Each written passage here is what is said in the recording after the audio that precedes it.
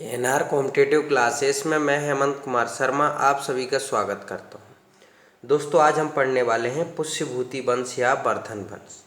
दोस्तों बहुत आसान तरीके से हम पढ़ेंगे, आप बस एक बार वीडियो कंप्लीट देख लिया करो, आपको याद हो जाए।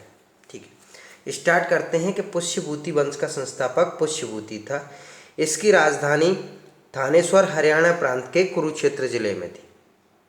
ठीक है, पढ़ना कैसे आप, जैसे मैं पढ़ते जा रहा हूँ वैसे ही आपको पढ़ना है। बोले पुष्यभूति वंश का संस्थापक पुष्यभूति था। इसकी राजधानी थानेश्वर हरियाणा प्रांत के कुरुक्षेत्र जिले में थी।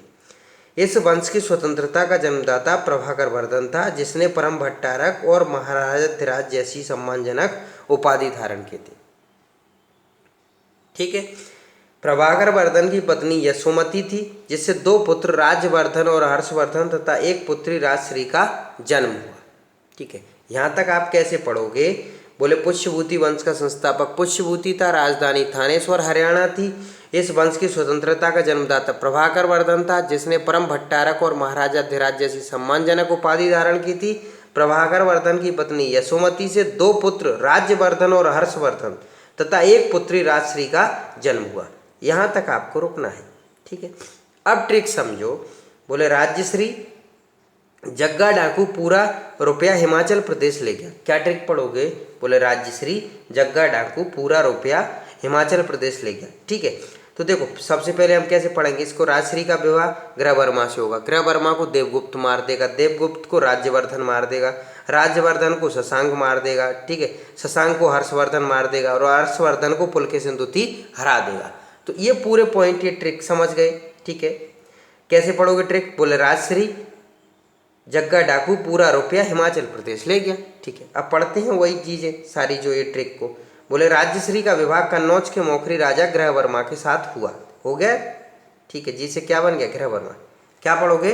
बोले राजश्री का विवाह कन्नौज के मौखरी राजा ग्रहवर्मा के साथ हुआ। ठीक है, अगला पॉइंट। बोले मालवा के शासक देवगुप्त, देखो डी से बन गया ना, क्या ग्रहवर्मा को कौन मार देगा, देवगुप्त। बोले मालवा के शासक देवगुप्त ने ग्रहवर्मा की हत्या कर दी और राजश्री को बंदी बनाकर कारागार में डाल दिया।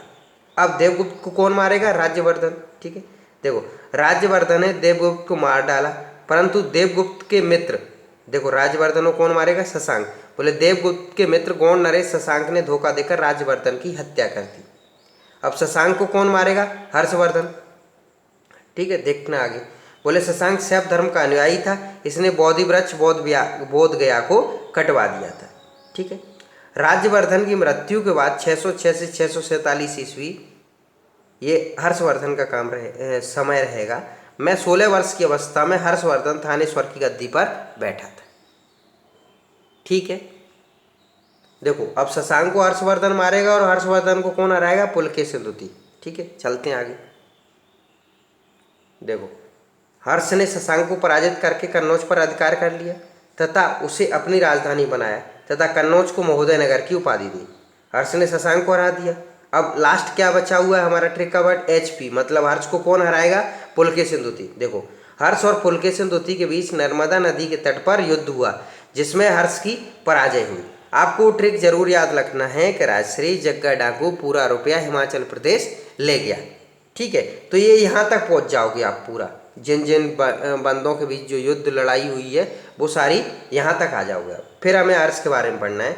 बोले हर्ष को शिलादित्य के नाम से भी जाना जाता है। इसने परम भट्टारक नरेश तथा राज्यपुत्र महाराजाधिराज की उपाधि धारण की थी। अगला पॉइंट याद रखना है। देखो हा से हर्षवर्धन और हा से होयनसांग। ठीक है, ये बात ध्यान रखना है कि हा से हर्षवर्धन और हा से होयनसांग। बोले चीनी यात्री होयनसांग हर्षवर्धन के शासनकाल में आया था। समय क्या था, 629 से 643। बोले इसे यात्रियों में राजकुमार, नीति का पंडित, वर्तमान शाक्य मुनि कहा जाता है। वह नालंदा विश्वविद्यालय में पढ़ने एवं बौद्ध ग्रंथ संग्रह करने के उद्देश्य से भारत आया था। इसका ब्रह्मांड वृत्तांत सीयूकी नाम से प्रसिद्ध है, जिसमें 138 देशों का विवरण है। अब आपको देखो हास्य होयनसांग हर्षवर्धन हो गया चीनी यात्री। अब आपको ऐसे बोलना है, बोले होयनसांग सीयूकी, उसकी पुस्तक को कैसे बोलोगे, बोले होयनसांग सीयूकी। ठीक है, अगला पॉइंट। बोले हर्ष ने 641 ईस्वी में अपने दूत चीन भेजे तथा 643 ईस्वी एवं 645 ईस्वी में 2 चीनी दूत उसके दरबार में आए थे। ठीक है। बोले हर्ष ने कश्मीर के शासक से बुद्ध के दंत अवशेष बलपूर्वक प्राप्त किए थे। हर्ष ने बौद्ध धर्म की महायान शाखा को राज्याश्रय प्रदान किया, वह पूर्ण बौद्ध बन गया था। हर्ष के अधीनस्थ शासक महाराज अथवा महासामंत कहे जाते थे। ठीक है। आप ट्रिक को समझते चलना और अच्छे से पढ़ते चलना, आपको पूरा पॉइंट याद हो जाएगा। आप बस वीडियो 1-2 बार ध्यान से देखा करो।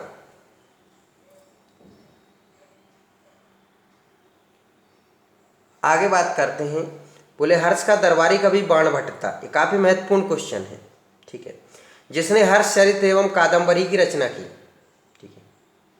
अब यहीं से ट्रिक समझ सकते हो। बोले हर्ष का दरबारी कवि बाणभट्ट था, तो हर्ष से क्या बन गया हर्षचरित, और का से क्या बन जाएगा कादंबरी। यही ट्रिक हो जाएगी। ठीक है। इसके अतिरिक्त कवि थे मयूर, दिवाकर और जयसेन। ठीक है। बाणभट्ट के हर्षचरित के अनुसार इस वंश का प्रथम राजा पुष्यभूति था। बाणभट्ट के हर्षचरित के अनुसार इस वंश का प्रथम राजा पुष्यभूति था, किंतु हर्ष के बांसखेड़ा व मधुबन अभिलेख में यह नाम नहीं मिलता है। ठीक है।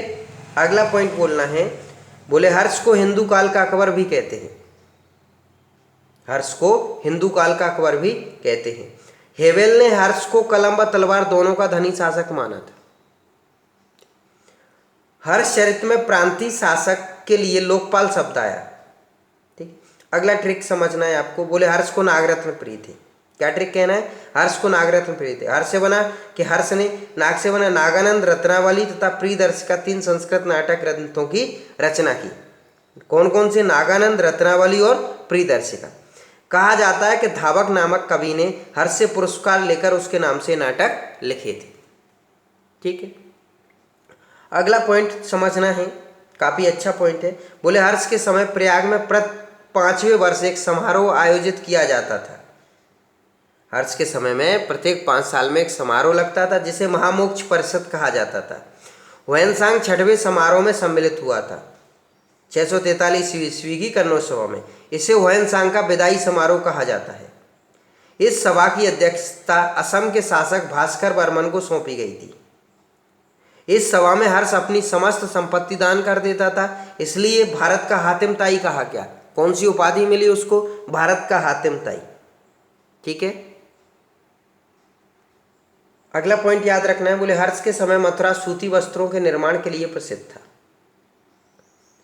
हर्ष के समय में नालंदा महाविहार महायान बौद्ध धर्म की शिक्षा का प्रधान केंद्र था।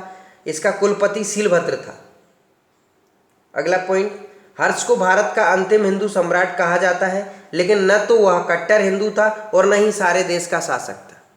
दोस्तों काफ़ी अच्छा वीडियो है, मैंने ट्रिक भी बहुत सरल पढ़ाई है। अगर एक बार आप ट्रिक को समझ लेना, ध्यान से सुन लेना, फिर पूरे पॉइंट पढ़ लेना, आपको टॉपिक याद हो जाएगा। और आप वीडियो ध्यान से देखा करो, 1-2 बार देख लिया करो। और आप उस वक्त वीडियो देखा करो जिस वक्त आप शांति से पढ़ने की मूड में हो। ठीक है दोस्तों, अगर आपको वीडियो अच्छे लगते हो तो अभी तक चैनल सब्सक्राइब नहीं किया है तो चैनल सब्सक्राइब कर लेना, दोस्तों तक लिंक शेयर कर दिया करो।